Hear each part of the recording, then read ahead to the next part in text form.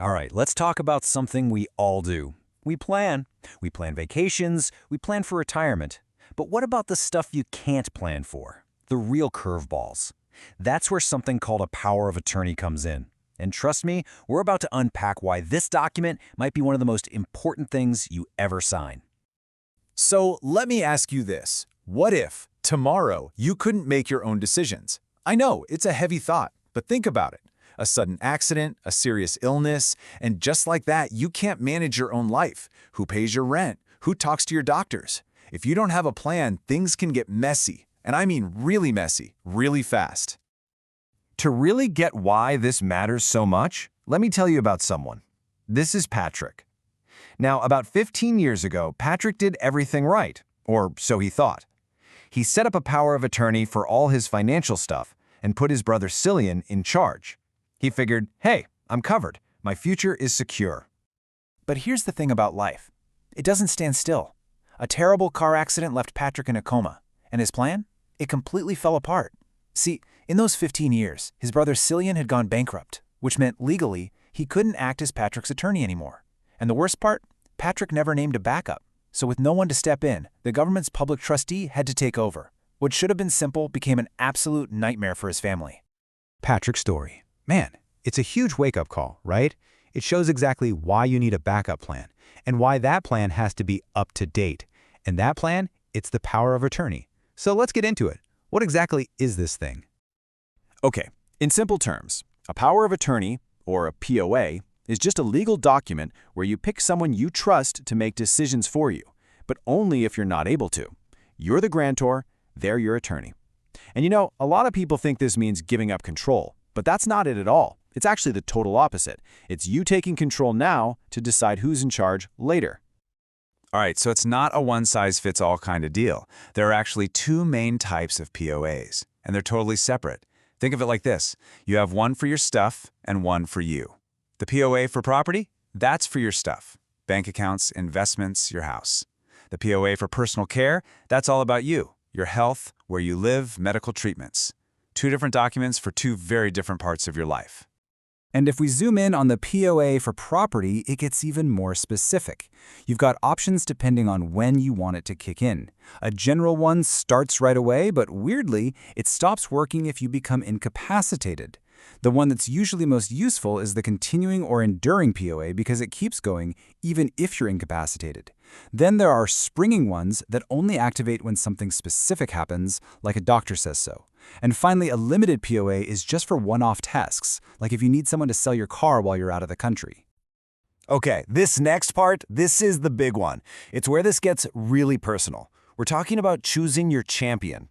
This isn't just about filling in a blank on a form. The person you pick becomes your voice when you don't have one. That is a massive, massive responsibility. So who should you pick? Well, here are the non-negotiables. First, trust. It has to be absolute. They have to put you first, no question. They need to be reliable, someone who actually follows through, and available. What good are they if they're unreachable in a crisis? And this is crucial for the property POA. They need to be good with money. I mean, think about it. If they can't manage their own finances, how are they going to manage yours? Now, a common thought is, hey, I've got two kids, I'll just name them both to share the job. It sounds fair, right? But this can backfire big time, because if you make them co-attorneys who have to agree on everything, what happens when they don't? You get total gridlock.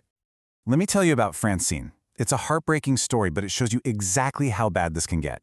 She names her two children as her joint decision makers for her personal care. The problem? They were always feuding. When Francine was nearing the end of her life, they just could not agree on where she should spend her final days, at home or in a hospice. And because they couldn't agree, no decision was ever made. Francine died in the hospital, caught in the middle of their fight, without her final wishes being met. So, a power of attorney is obviously a super powerful tool for when you're incapacitated, but it's not the only tool in the toolbox. There's actually a whole range of support you can put in place for different levels of need. Take, for example, a supported decision maker. This is a role for someone who can still make their own choices, but maybe just needs a hand, help to understand all the jargon or to communicate what they want. The key thing here is they don't make the decisions for you, they help you make them. They're like your co-pilot, not the pilot. Then there's another layer of protection called a trusted contact person, or TCP. Think of this person as your financial alarm system. You basically give your financial firm permission to call this person if they can't get a hold of you. Or, and this is a big one, if they suspect someone's trying to scam you. But here's the critical part. This person has zero authority to touch your money or make any decisions. They're just there to raise the alarm. So let's be super clear on this, because it's important. A power of attorney and a trusted contact person are not the same thing, not even close.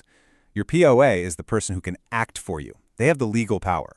Your TCP is just an emergency contact, a lookout. They can't do anything. They're not interchangeable. In fact, it's often a good idea for them to be different people. That way, you've got checks and balances.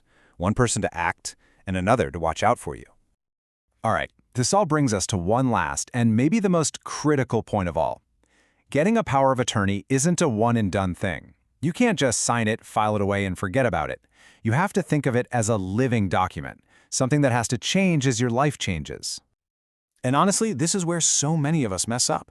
Check out this stat. It's pretty shocking. A full 75%, 3 out of every 4 Canadians who have a POA haven't looked at it or updated it in the last 5 years. That means they could be walking right into the same trap as Patrick with a plan that's completely useless when they actually need it.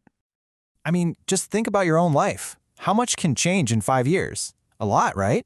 People get divorced, kids grow up, you might have new assets, and the person you pick to be your attorney, maybe their life has changed. Maybe they're not the right person for the job anymore. Your plan has to match your life as it is today. So let's just step back from all the legal talk for a second. At the end of the day, what are we really talking about here? Maybe we need to stop thinking about this as just paperwork. When you create and, more importantly, maintain a power of attorney, you're doing more than just protecting yourself. You're giving a gift to the people you love most. It's the gift of clarity, the gift of peace of mind during what would already be a terrible time. You're taking away the burden of guessing what you would have wanted. And really, isn't that one of the greatest gifts you could ever give?